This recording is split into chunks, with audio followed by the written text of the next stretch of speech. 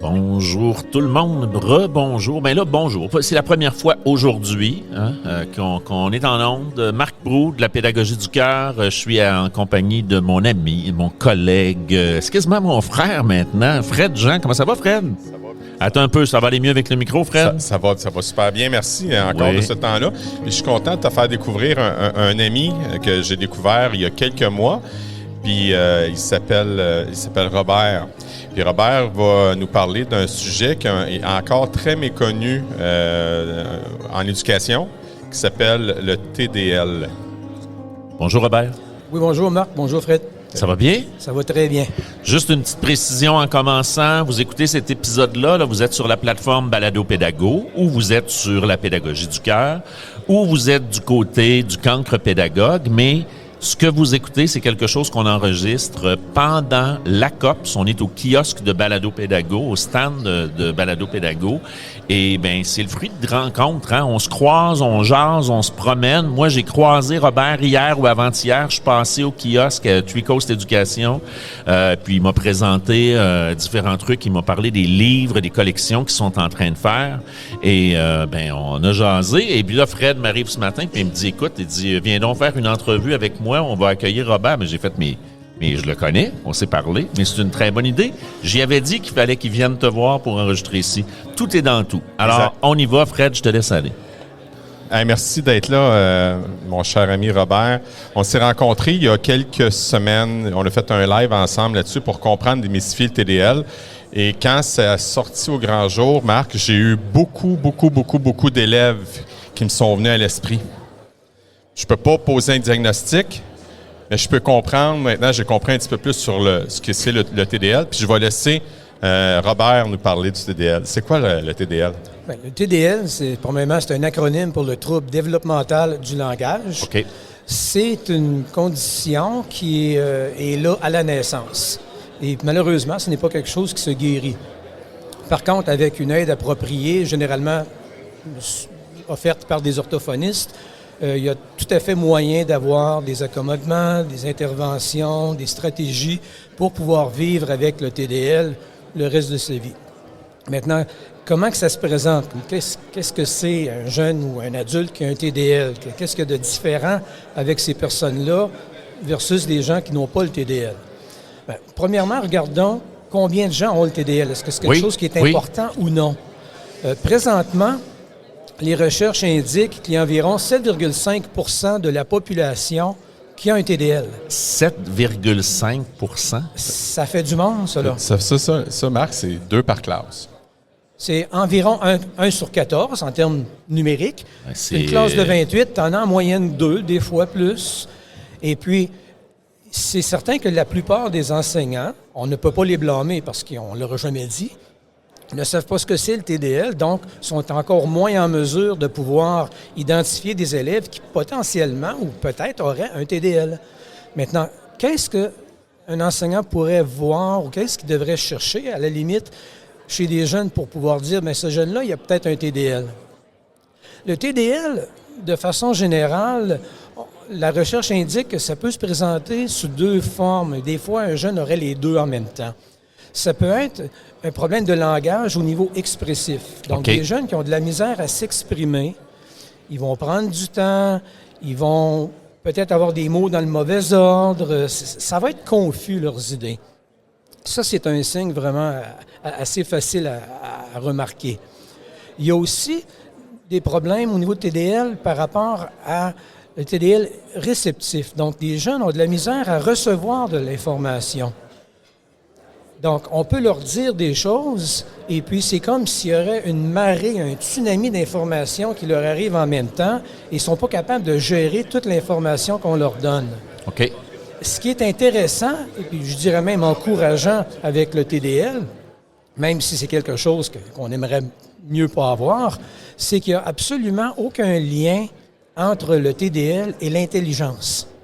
OK. Donc, il n'y a pas d'impact, il n'y a pas de lien à faire. C'est l'élève, la personne qui est dans cette condition-là a une difficulté au niveau soit de la compréhension, donc de la réception du message ou de l'émission du message, mais ça n'a pas de lien avec des possibilités cognitives au niveau de l'intelligence. Effectivement. OK. Alors, et puis, il faut aussi dire que dans certains cas, une personne peut avoir un TDL réceptif et expressif. Donc, ça peut être une combinaison des deux. Oui. Là. Mais effectivement, comme tu viens de dire, la personne peut être tout aussi intelligente que n'importe qui d'autre et parfois, dans une classe, peut être la meilleure personne dans la classe. Le potentiel est là, mais ils ont de la difficulté à gérer l'information. Est-ce que, juste une petite question que je me pose, parce que là, on parle de troubles développementaux du langage, mais tu nous dis, présentement, c'est encore un peu méconnu. Les diagnostics pour ces personnes-là, est-ce que c'est les orthophonistes? Est-ce que c'est l'orthopédagogue? Est-ce que c'est les neuropsy? Qui peut poser le jugement pour émettre le diagnostic? Ouais. Le diagnostic formel d'un TDL doit être fait par des orthophonistes. OK. Et ça, c'est dans leur convention, dans les règles. C'est comme ça que ça se fait. Donc, c'est l'orthophoniste qui va pouvoir repérer et confirmer. Parce que, donc, l'enseignant, tu sais, mettons là, que quelqu'un qui va écouter ce qu'on va dire puis qui va avoir une idée des éléments qu'on comprend, des différentes choses, bien, l'enseignant pourrait avoir une piste, se dire peut-être que c'est de ça qu'on parle, mais il va falloir qu'on ait la confirmation pour le diagnostic. On va aller chercher ça du côté de l'orthophoniste. Effectivement, c'est exactement ça qui se passe. Maintenant, avec ce que tu viens de dire, qui est un peu le déroulement logique des choses, il y a 2 défis majeurs. Le premier, c'est comme on a mentionné au début, la plupart des enseignants ne savent pas ce que c'est le TDL, donc ne savent pas quelle sorte de symptômes ou de conditions que le jeune pourrait présenter. Donc, ils vivent avec le jeune, ils essaient de composer avec le jeune au quotidien, mais ils n'en savent pas plus. Donc, on ne peut pas les blâmer. Mais pour les gens qui pourraient identifier ces élèves-là avec potentiellement un TDL, le deuxième défi arrive, OK, on va les envoyer voir un orthophoniste pour un diagnostic, mais les orthophonistes, dans bien des cas, ça ne court pas les rues.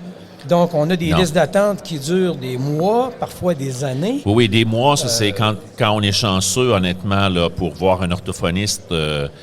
D'abord, si on est dans le réseau public, là, il va falloir compter en plusieurs mois, puis je dirais plusieurs années. Puis si on a les sous, puis qu'on décide d'aller au privé, d'abord ça va coûter plus cher. Puis ça va quand même être des mois d'attente là habituellement là. Hey Fred, je me reste là. Il y a quelqu'un qui s'est joint à nous. Hein, on est là, vous autres vous voyez rien parce on fait de l'audio là, mais il s'en passe des affaires. Alors pendant que Robert répondait à ma question et qu'on discute, Fred s'est levé. Il est allé accueillir quelqu'un qui a installé au microphone. Alors, Fred, est-ce que tu peux nous présenter la personne que tu as ajoutée dans notre discussion? C'est parce que c'est la suite logique. Puis c'est drôle parce que tu parlais à Laurie, à Robert Laurie, puis à un moment donné, moi, j'ai mis TDL Québec comme pour la suite. Et là, j'ai vu arriver... Lynn Pelchat. Lynn. Bonjour, Lynn. Puis Lynn, elle, est aussi dans TDL, mais elle, c'est l'organisme TDL Québec. OK. Donc, toi, c'était ton entrevue suivante. C'est l'entrevue suivante, mais c'est parce que non. C'est trop logique. C'est ça. Fait qu'on pouvait pas faire couper ça puis dire, bon, OK, c'est fini avec Robert, on va y aller maintenant avec TDL Québec.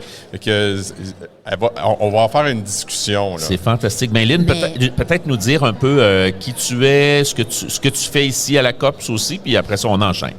Bien, premièrement, merci beaucoup de m'accueillir. C'est très apprécié.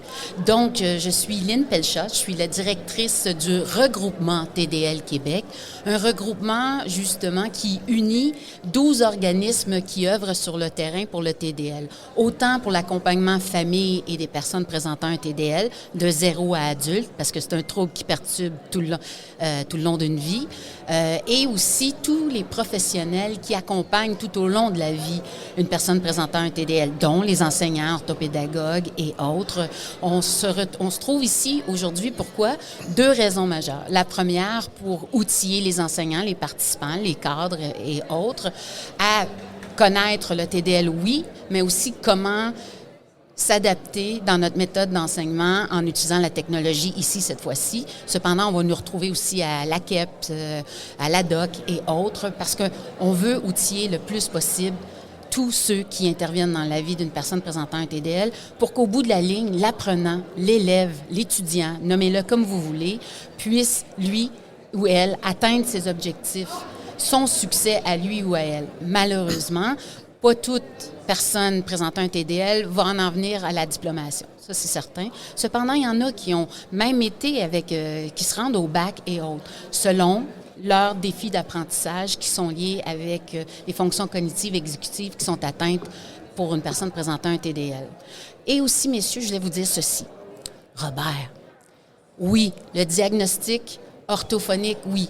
Les orthophonistes vont se concentrer sur la fonction cognitive langage, qui est ce que moi j'appelle bien souvent dans mon langage à moi, le gros clignotant rouge dans l'océan rose du TDL. On s'entend, l'océan n'est pas rose, il est bleu. Le rose, lui, représente toutes les autres fonctions cognitives exécutives atteintes par la réalité de ce que vit cette personne. Donc, d'une personne à l'autre, ça varie. Pourquoi mettre ça simple quand ça peut être encore plus compliqué en soi? Mais le défi est justement ceci, de reconnaître que ce n'est pas juste le langage, ça va au-delà du langage, le TDL, d'où la raison qu'il y a deux conclusions qui se font, deux diagnostics, soit une conclusion orthophonique, soit un diagnostic émis par un neuropsychologue. OK, un neuropsy, oui, un neuropsy aussi peut... Donc, quand je vous dis tout à l'heure, je ne sais pas si vous avez remarqué, fonction cognitive langage, ça, c'est le gros clignotant rouge qui indique « Ah, il y a quelque chose ». C'est ce qui va faire en sorte qu'on va diriger vers un orthophoniste et ou vers un neuropsychologue parce que il y a quelque chose. Cependant, la réalité est celle-ci. Moi, je crois beaucoup dans l'approche multidisciplinaire. Le neuropsychologue, lui, va déceler, va identifier que la sphère cognitive langage est affectée. Madame Pelchat, nous vous conseillons de consulter en orthophonie. Il y aura aussi un plan d'intervention qui sera requis. Et en même temps, ils vont pouvoir identifier quelle autre sphère, quelle autre fonction cognitive exécutive sont atteintes. Tandis que l'orthophoniste n'ira pas dans cette direction. Ce n'est pas leur expertise et autres, et je les comprends. Cependant, lorsqu'on parle d'impact fonctionnel, bien, les impacts fonctionnels prennent racine tous au sein des différentes fonctions exécutives et cognitives qui ont été atteintes. Et d'une personne à l'autre, c'est pas pareil, parce que comme l'expliquait bien souvent Robert, le développement du cerveau, la sévérité n'est pas pareil d'une personne à l'autre. OK. Là, je vais laisser le micro à Robert, parce que c'est Robert à parler. Mais c'est fascinant. Puis je veux juste aller plus loin dans l'aventure. Là, je pense qu'on a bien expliqué, en tout cas, on avait fait 13 minutes sur le TDL. Là, moi, ce qui me venait à l'esprit, Marc, c'était, OK, là, maintenant qu'on sait ça, c'est difficile d'avoir accès à un neuropsy. Oui. Faut y aller au privé. Mais là, la gang de Three Coast qui arrive à la rescousse, qui offre, dans le fond, un service extraordinaire qui pourrait aider, si on veut, à alléger le poids du travail pour que le travail se fasse plus vite, puis même éduquer l'enseignant ou l'éduquer l'orthopédagogue à faire d'utiliser cet outil-là qui n'offre pas un diagnostic, mais qui va me parler des manifestations puis qui va accélérer le travail pour le neuropsy, là, dans le fond, pour arriver avec le diagnostic. Robert, peux-tu m'en parler un peu plus? Absolument. Alors, nous, ce qu'on a chez Three Coast Éducation, c'est qu'on a développé une évaluation dynamique basée sur les programmes d'études.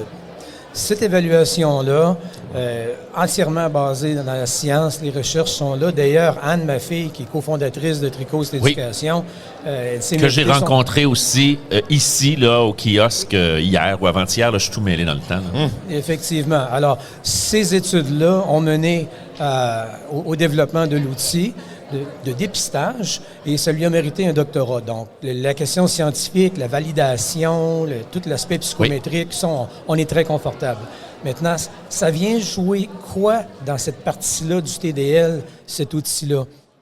Comme on a mentionné tout à l'heure, supposons que les enseignants peuvent identifier certains élèves dans leur classe qui peut-être auraient un TDL. Présentement, l'autre bout du spectre, il faut aller voir un orthophoniste. L'évaluation dynamique basée sur les programmes d'études permet de combler cet écart-là. On est en train de jouer dans le trou noir en termes de temps, là. Oui, je comprends. Est-ce qu'il y a quelque chose qu'on peut faire à l'école le plus rapidement possible qui va à la fois nous donner plus d'informations au sujet de ces élèves-là et aussi nous informer comme éducateurs sur des différentes façons qui seraient peut-être les meilleures pour intervenir auprès de ces jeunes-là en attendant le diagnostic? Donc, envoyer quelqu'un pour un diagnostic, c'est correct, Mais s'il y a une période d'attente d'1 an, 1 an et demi, qu'est-ce qu'on fait pendant ce temps-là? Le jeune, il continue de vieillir, Bien la sûr. situation risque de rempirer. Donc, à l'école, il y a des façons de faire pour mieux intervenir. L'évaluation dynamique basée sur les programmes d'études, c'est une évaluation dont on peut former, par exemple, des orthopédagogues qui pourraient faire un dépistage et indiquer pour voir si ce jeune-là est fort probablement un jeune qui a un TDL qui reste à confirmer, ou possiblement, ça serait encore une bonne idée de l'envoyer pour une confirmation, ou fort probablement qu'il n'a pas le TDL, mais il y a peut-être d'autres choses, puis là, on irait voir d'autres choses. Et puis, sachant que l'intelligence est tout à fait correcte chez ces jeunes-là, ce que l'évaluation dynamique basée sur les programmes d'études mesure, ce n'est pas la performance d'un jeune, c'est son potentiel d'apprentissage. Donc, si on est en mesure de voir que le potentiel d'apprentissage est élevé, à ce moment-là, un bon enseignement devrait être capable de répondre aux besoins du jeune.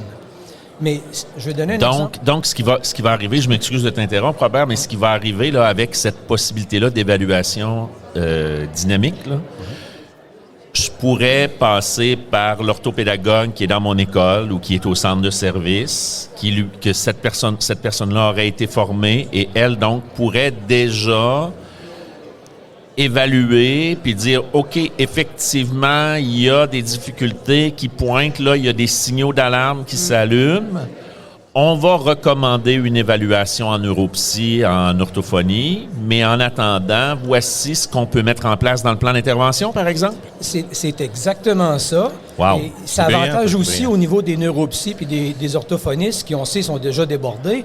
Au moins, les cas qu'on leur enverrait seraient des cas qui auraient fort probablement quelque chose. Ils ne perdraient pas leur temps avec un jeune qui n'a pas le TDL, qui devrait peut-être aller voir quelqu'un d'autre pour leur difficulté. Là. Oui, puis ça va aussi jouer le rôle, comme tu le dis, de mon orthopédagogue. Moi, je soupçonne, j'ai l'impression, puis là, l'orthopédagogue va dire non.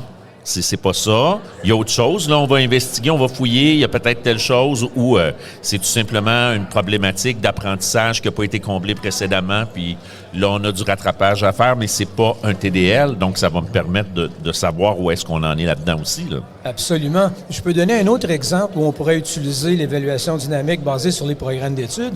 Si on regarde des élèves issus de l'immigration, alors ils arrivent ici, ces élèves-là, les centres de services, les écoles, ont une panoplie d'évaluations pour mesurer le niveau de langue de ces jeunes-là. Donc, on leur donne une cote comme A1, A2, B1, etc. Ça, ces évaluations-là, vous en avez à tonnes, puis ils fonctionnent très bien. Et ce que vous ne savez pas, c'est que si un jeune n'est pas au même niveau que ses pairs par rapport à la langue, qui n'est pas surprenant parce qu'il arrive... Oui, c'est tout à fait normal. Est-ce que c'est parce qu'il y a tout simplement besoin d'un bon enseignement puis plus de temps à être entouré de cette langue-là pour qu'il l'apprenne, puis après ça, il risque d'être un premier de classe? Ou est-ce qu'en su d'avoir ce décalage-là, en termes de performance, il y a aussi quelque chose d'autre qui se passe? Bien sûr. Nous, on est en mesure de voir si c'est quelque chose d'autre. Et à ce moment-là, les écoles ont deux choix.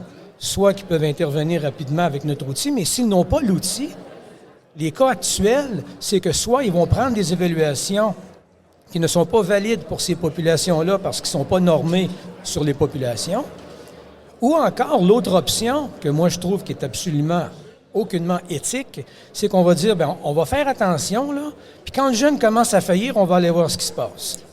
Bien, moi, ça me dérange, ça, là. Bien là, c'est parce que ça ralentit beaucoup la progression. Bien, ça rend... Ce jeune-là, c'est comme si tu lui donnais... C'est comme si tu y attachais les...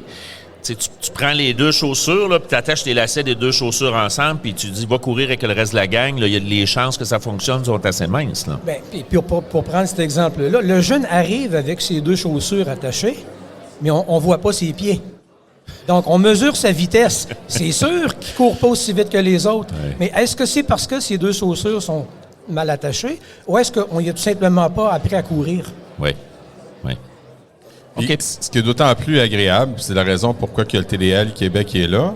Eux se sont dit, on va être à la COPS, on va organiser ça, on va faire ça ensemble. Fait qu'ils sont côte à côte. Okay? Oui. Puis, dans le fond, c'est comme l'amalgame. Fait que maintenant qu'on sait qu'il y a un outil d'évaluation, je pense que là, c'est à ton tour de nous parler un peu du TDL Québec là-dedans. Puis c'est comment vous pouvez, vous, ensemble, faire des ponts pour enlever les silos institutionnels, pour faire grandir puis rayonner la cause du TDL. Moi, si tu me permets, Fred, on va retourner là, mais juste avant, moi, il y a une question qui me trotte dans la tête depuis qu'on a commencé. Puis j'avais la même question quand je parlais avec Robert, puis je vais tourner cette question-là vers Lynn. Là, on parle de troubles développementaux du langage, mais moi, là, les manifestations dont on parle, moi, comme prof qui connais pas le TDL, ou peut-être que c'est parce que je sais pas que ça fait partie de ça, moi, j'entends dyslexie, dysorthographie. Est-ce que c'est des cases à part ou si c'est un dans l'autre? C'est compliqué. OK. Je vous explique pourquoi je dis c'est compliqué, parce que je suis à la barre du regroupement, ça va faire tout près de 3 ans. Oui. Je viens de l'extérieur, j'ai pas le bon doctorat, je n'ai pas le bon bac. Donc, j'ai eu à découvrir le TDL et sa complexité. Même, j'ai écrit un blog à ce niveau pour que les gens comprennent que vous êtes normal de pas le comprendre puis de vous poser plein de questions, parce que j'étais dedans et j'étais à la quête de le comprendre en soi. OK. Puis, pour répondre à ta question, ce sont d'autres défis en soi qui souvent vont venir s'attacher au TDL, au diagnostic TDL. Mais donc, je suis pas quand moi je raisonne, quand moi j'entends ces manifestations-là et que je me dis peut-être qu'on est en train de parler de dysorthographie, de toutes ces choses, de tous ces éléments-là dont on a entendu quand même plus parler, puis c'est des diagnostics avec lesquels on est habitué, mais ce sont des diagnostics différents. Tout à fait. Un élève pourrait avoir les deux problèmes en même temps, mais c'est des choses différentes. Exact. OK. Donc, parfait. Tu as très bien compris de Merveilleux. ce côté. Donc, moi maintenant, aussi, Lynn, c'est correct, mais c'est parce que je me disais, moi, j'ai cette question-là dans la tête depuis ma discussion de l'autre jour. Je me disais, OK, TDL, est-ce que c'est une nouvelle appellation qui va regrouper ces choses-là? Puis là, je voudrais pas que les gens qui nous écoutent fassent, OK, je connais ça, là. C'est pas ça, là. Oui. C'est pas ça. Et maintenant, je te laisse nous parler de TDL Québec. Qu'est-ce que vous faites? Qui vous êtes? Comment vous pouvez aider les orthopédagogues, les enseignants? Je te laisse aller. Bon, regroupement TDL Québec. Pourquoi je dis regroupement TDL Québec? Parce que nous avons un organisme qui œuvre à Québec qui s'appelle TDL Québec. OK. Donc, nous avons 12 associations qui œuvrent sur le terrain à accompagner le TDL, que ce soit les familles d'une personne présentant un TDL du 0 à parce que ça persiste tout au long d'une vie, et ou les professionnels, tu en as mentionné quelques-uns tout à l'heure, on va même jusque du côté employeur et tout ce qui intervient à l'emploi et autres. Dans le fond, tout professionnel qui va venir croiser la vie d'une personne présentant un TDL. OK. Qu'est-ce que l'on fait? Si on regarde pour la paroisse à qui nous nous adressons aujourd'hui, qu'est-ce que l'on fait, le regroupement TDL Québec sur le terrain? Bien, on se promène. On est allé à la DOC, à la KEP, maintenant on est à la COPS et autres. Pourquoi? Pour 2 raisons. La première, sur le terrain, sur le plancher, rencontrer le plus d'intervenants possible. 1, leur faire miroiter que le TDL, c'est au-delà du langage. Soit leur faire connaître le trouble développemental du langage. On a 2 types d'audience. Ils n'ont pas entendu parler, ils ne le connaissent pas. Donc, les informer de ce qu'est au juste le TDL.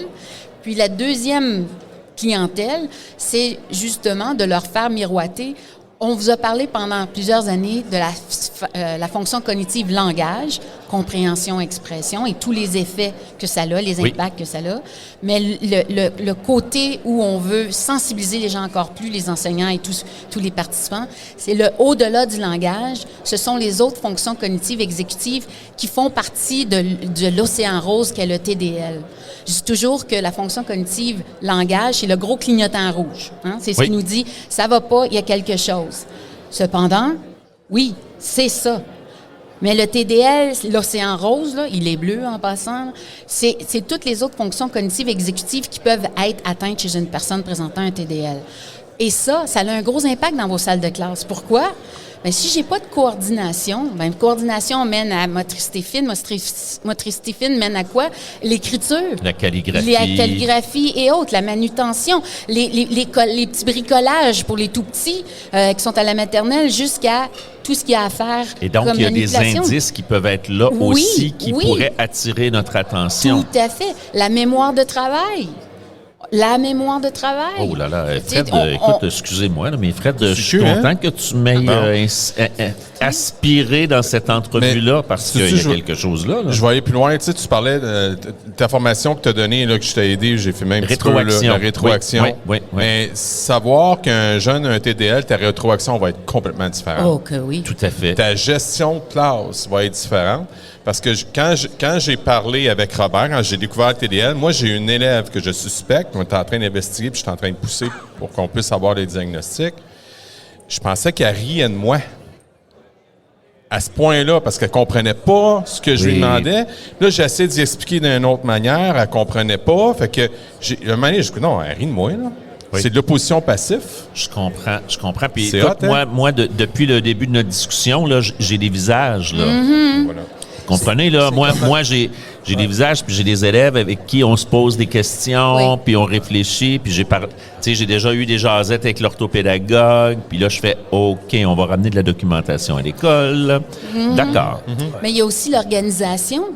Il y a plein de fonctions exécutives qui sont affectées lorsqu'on parle d'un TDL en soi, puis on se rend pas compte. Donc, c'est pour ça, lorsque je discute avec les enseignants que je rencontre sur le terrain, justement, vous allez rire, mais ils commencent à me nommer l'étudiant. Plus je parle des fonctions cognitives qui pourraient être atteintes chez leur élève, là, ils disent « mais ça l'explique ».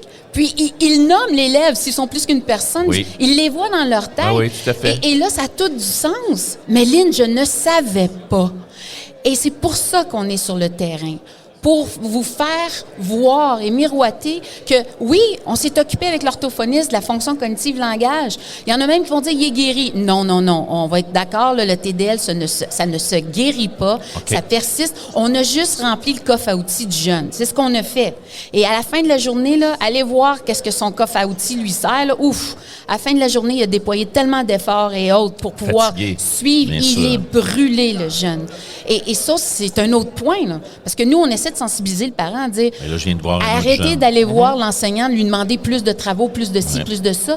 Votre jeune, il est brûlé à la fin de la journée. C'est pas qu'il veut pas faire ses devoirs, c'est pas qu'il est paresseux. C'est juste que ça lui en a demandé tellement. Il y a tout simplement une limite à ce qui est possible. Tout à fait. Tout à fait. Et ce qu'on voit aussi dans les écoles, dans les classes, c'est qu'un jeune qui est brûlé comme ça, il se lève le matin et il sait qu'intellectuellement, il va être obligé de travailler 3 fois plus fort que tout le monde parce que, à un moment donné, il va être tellement brûlé qu'il va devenir frustré parce que ses efforts, éventuellement, il va voir que ça avance pas comme les autres. Alors certain. Là, il va avoir des problèmes de comportement à sa façon. Ces problèmes de comportement-là, eux, sont très visibles dans les classes. Donc, il va avoir un mentor en comportement, il va avoir des punitions, il va se faire interpeller d'une certaine façon à cause de son comportement. Mais il n'est pas là le problème. Il est en amont. Exact. Il faut aller voir ce qui se passe. Donc, des jeunes qui ont des problèmes de comportement, c'est peut-être un signe que, allons voir pourquoi, c'est quoi qui le dérange. Puis j'irais plus loin même. J'ai suivi une conférence du docteur Marie-Julie Béliveau, psychologue. Puis elle a démontré que les cas dont ils ont fait une étude, sur les cas, 80% d'entre eux qui avaient un diagnostic original de trouble de comportement a été corrigé à trouble développemental du langage. 80%? 80%. Je capotais sur ma chaise. Mes collègues me regardaient en avant, ils le savaient. Là. Je gigotais comme une marmotte là, qui voulait sortir de son trou au plus vite, dire... WTF, mais là, il y a une urgence. C'est complètement fou. Mais c'est fou. Mais ça, moi, j'ai une immense surprise d'entendre ce chiffre-là. Et en même temps, je me dis, c'est tellement une évidence parce qu'il y a tellement de situations où on voit des jeunes puis qu'on le dit, OK, oui, il y a un trouble de comportement, il y a une manifestation comportementale qui nous pose problème, mais ça, c'est un symptôme de quelque chose qu'il faut qu'on aille trouver. Puis, Robert, ce que tu disais, l'élève qui devient frustré, moi, je jasais avec une de mes élèves il y a quelques semaines, puis je voyais qu'elle n'arrivait même plus à déployer d'efforts. Puis je jasais avec elle, puis je disais, pourquoi tu n'as pas essayé ce que je t'ai demandé de faire? Elle lève les épaules. Elle me dit, je le sais pas. Puis j'ai dit, est-ce que c'est parce que ça fait déjà plein de fois qu'on te demande d'essayer, puis qu'à chaque fois, tu arrives au même résultat? Puis là, elle vient les yeux pleins d'eau. Puis elle dit exactement. Exact. Donc, oui, et là, il y a une urgence. Là. Il y a une chance qu'on se parle à matin. C'est hallucinant. Non, hallucinant. Puis je vais même aller plus loin. L'élève que j'ai en tête, elle vit de l'anxiété. OK? Puis son anxiété est médicamentée par des antidépresseurs. On travaille à contre-courant, oui, là. Puis on le sait, là, le nombre de diagnostics. Oui. Je veux pas accuser les médecins de rien. Puis pas tout ça, là, pas du tout. Ils sont assaillis de parents qui sont découragés, qui sont inquiets, puis qui cherchent des solutions. Oui. Puis ils disent, on va essayer ça, parce que ça, c'est assez facile. Je remplis ma prescription, puis on va voir ce que ça va donner, puis on va faire mesurer. On reçoit une petite feuille là, de Connors, là, le prof, là, puis là, on coche des petites cases, là, puis bon. Fait que nous autres, on le gère comme peut-être un TDA, TDAH. On est à côté de la traque. Même Céline Lamy, là, je ne sais pas si tu connais Céline, là, la psychologue, là. Puis elle a dit qu'on est trop dans la médication, puis qu'il faut s'intéresser à la neuroscience. Puis là, tu vois, la gang du TDL vient nous éclairer. Là, OK.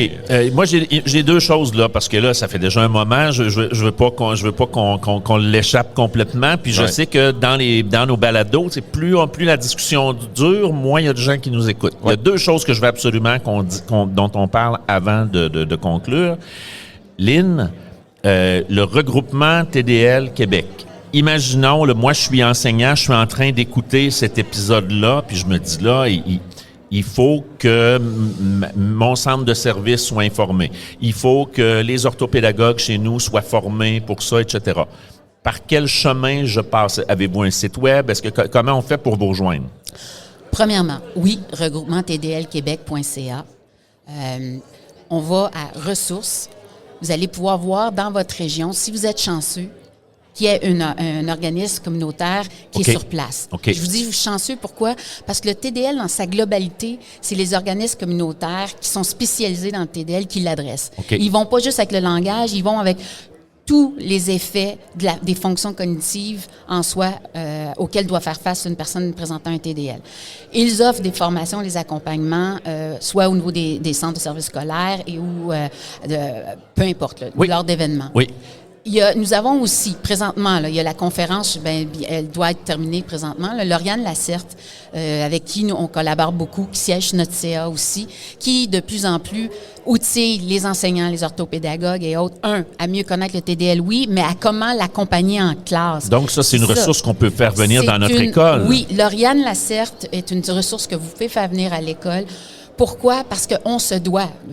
Ce que vous venez d'apprendre aujourd'hui, je pourrais vous en parler pendant des heures, et il est primordial qu'on se souvienne de ceci. Et si ça pourrait être un TDL? Regardons autre que juste le langage. Allons voir, parce que ça a tout un effet de chaîne, hein? C'est tous des chaînons séparés qui, au bout de la ligne, là, lorsqu'on les unit ensemble, c'est la personne qui vit avec, là, qui a des impacts sur ses études, qui va même jusque, comme le mentionnait Fred, la santé mentale, au bout de la ligne. Bien sûr. Au bout de la ligne. J'ai rencontré un organisme. C'est énorme. Oui, qui voulait un regroupement là, d'organismes, tout ce qui est lié au décrochage. Puis lorsque je lui ai parlé, elle a dit, Madame Pelchat, le décrochage, là, ça commence à la petite enfance.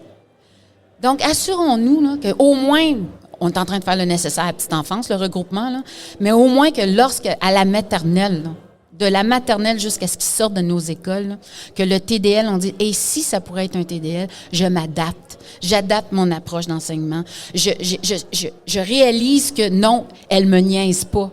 Elle n'a tout simplement pas compris. Puis c'est à moi de figurer, OK, Lynn, qu'est-ce que tu as compris dans la consigne que je viens de vous donner? Le voir autrement. Parce que ces jeunes-là, ils veulent réussir. Ils ont des forces incroyables. Et il y en a plusieurs qui ont passé dans le filet parce que justement, ces forces-là ont camouflé les défis. Oui, tout à fait. Mais ça ne veut pas dire qu'ils ne vont pas rentrer dans le mur rendu à un certain niveau. Leur force les amène jusqu'à... Il y en a même qui vont se rendre pas mal plus loin. Cependant, imaginez si on vient outiller et encadrer les défis. Il n'y a pas de limite pour ce jeune-là. Il va atteindre son succès. Donc, on commence par passer par regroupement TDL Québec.ca. On va dans ressources. Les puis on regarde organismes. ce qu'il y a de disponible. Exact. Bon, merveilleux. Deuxième point, souvenez, oui. Lauriane Lacerte. Lauriane Lacerte. Super. Lauriane Lacerte. Pourquoi?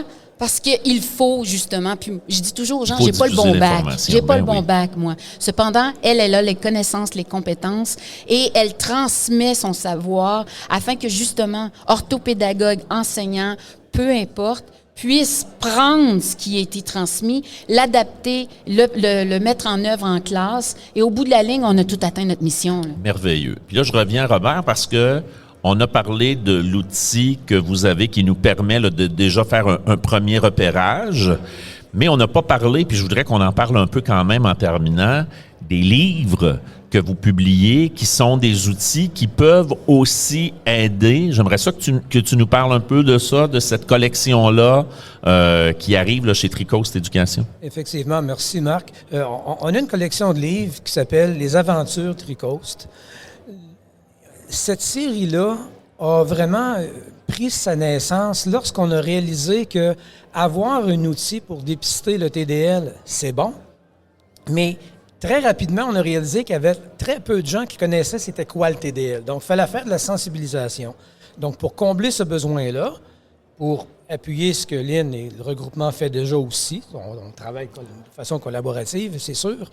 On s'est dit, avec une série de petits livres qui sont à la fois très intéressants pour les jeunes et les parents qui aiment s'asseoir sur le divan puis sentir la chaleur humaine près d'eux puis lire un petit livre, ça prend une histoire qui est le fun pour que les gens puissent la lire, mais en même temps, on va infuser des messages par rapport au TDL là-dedans. Les petits personnages peuvent avoir certaines représentations du TDL. Ils les ont pas toutes parce que, comme dit Lynn, certains, ça va se présenter sous forme de langage d'une façon ou d'une autre. Certains autres vont avoir d'autres difficultés par rapport à soit la mémoire de travail, etc. Donc, à l'intérieur de cette série-là, on va développer les différentes visions des choses qu'on pourrait voir chez les jeunes qui auraient un TDL. Ils sont très bien illustrés, c'est un petit livre qui est le fun, mais c'est une façon de démystifier le TDL d'une façon que si les gens ne savent pas ce que c'est, ils vont l'apprendre d'une façon douce, non terrorisante, c'est pas accusateur. Et les jeunes qui risquent d'avoir un TDL vont se reconnaître là-dedans. Ils vont dire, « Hey, ce personnage-là, il est comme moi. » Là, tout d'un coup, juste savoir que, Hey, moi, je suis pas tout seul ici, ouf, ça me rassure. On peut s'identifier, on peut... ça ne règle pas mon problème, remarque, mais ça me rassure, je ne suis pas tout seul. Bien, ça peut enlever déjà peut-être une petite couche d'anxiété, là. Effectivement. C'est déjà ça. Et d'autres messages que dans le petit livre aussi, parce qu'il y a plusieurs personnages qui vont tourner à l'intérieur des histoires. Oui. Pas tout le monde qui aura le TDL, mais qu'est-ce que leurs amis peuvent, eux, connaître au sujet du TDL et pouvoir accompagner, aider les jeunes qui ont le TDL pour qu'ils restent amis puis qu'ils soient dans la gang, qu'ils soient acceptés comme les autres. C'est juste qu'eux ont un TDL. Il y en a qui sont gros, il y en a qui sont maigres, il y en a qui ont des TDL, ils ne l'ont pas, sont grands, sont petits. On accommode tout le monde, c'est l'inclusion parfaite. Oui. Donc, et ça, cette collection-là, si on veut voir les détails, j'imagine qu'il y a un site web aussi, Tricost? Sur notre site web, tricosteducation.com. Vous allez avoir un onglet anglais-français parce qu'on travaille dans les deux langues officielles au Canada. Et puis, vous allez voir l'onglet Aventure. Ça va vous mener au livre. On a aussi un livre de coloriage pour les plus jeunes. Oui, j'ai vu, très beau à partir des personnages, mais dans d'autres situations. Là. Exactement. Puis ça fait le lien un peu avec l'histoire du premier livre où il est question d'un crayon magique. Là, donc, effectivement. Alors, dans le premier livre, le jeune, son défi principal, si on veut, c'est au niveau expressif. Il y a de la misère à vraiment faire des phrases complètes puis se faire comprendre. l'histoire veut qu'il découvre un crayon magique qui va l'aider à communiquer. Donc, il peut faire des dessins, il peut écrire, dans la mesure qu'il est capable d'écrire à cet âge-là. Et puis, ça va lui permettre de mieux communiquer. D'établir des contacts, d'établir des liens, de transmettre sa pensée. Voilà. Merveilleux. Hey, c'était fantastique, cette discussion-là, Frédéric. Qu'est-ce que tu en penses? Moi, juste pour conclure, là, maintenant que j'ai appris sur le TDL, je suis beaucoup plus sensible, plus compatissant envers mes jeunes. Puis je vois maintenant la difficulté qui est comme porteur d'espoir avec les informations que j'ai. Merveilleux, merveilleux. Écoute, moi, je suis vraiment très, très, très content qu'on ait pris le temps ensemble de parler de ça. Oui. Je pense qu'il faut effectivement continuer de diffuser cette information-là. Il faut faire circuler ce qu'on va faire avec nos balados, mais je vous remercie tous les deux, là, et Robert et Lynn, là, du travail que vous faites, puis des démarches que vous faites, d'être ici à un événement comme la COPS pour aller à la rencontre des enseignants. J'espère que les enseignants, les directions, les orthopédagogues qui sont ici, parce qu'ils viennent chercher eux autres aussi de l'information, on a tous le même objectif, et je reviens toujours à ça. Ce qu'on veut, c'est favoriser les apprentissages puis le succès de nos élèves. C'est ça qu'on veut. Donc, ces élèves-là, faut s'occuper d'eux autres, il faut leur donner un coup de main. Puis, merci beaucoup d'avoir été là. On vous remercie. Merci beaucoup. Merci à vous deux. Alors, écoute, Fred, je suis Marc Proulx, comme tu le sais, de la pédagogie du cœur. Extraordinaire, Tu es Frédéric Jean du Cancre Pédagogue. On fait partie de Balado Pédago. D'ailleurs, je prends le temps de le dire, là, allez sur baladopédago.com, vous allez trouver plein d'autres crinqués comme nous autres qui s'intéressent au monde de l'éducation puis qui ont décidé de faire des balados pour en parler puis faire connaître. Alors, allez faire un tour. Il y en a plein d'autres. Il y en a plein d'autres avec nous ici aujourd'hui. La gang d'intention pédago numérique sont là. Oui, allez plus loin avec la pédagogie est là aussi. Donc, voilà. Fred, merci beaucoup. Merci, Marc. À très bientôt.